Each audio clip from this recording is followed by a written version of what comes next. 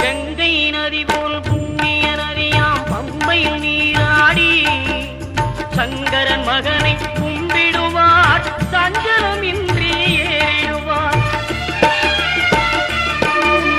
நீலிமலை ஏற்றம் சிவபாலனும் ஏற்றிடுவார். காலமெல்லாம் நமக்கே அருள்காவலராயிருப்பார்.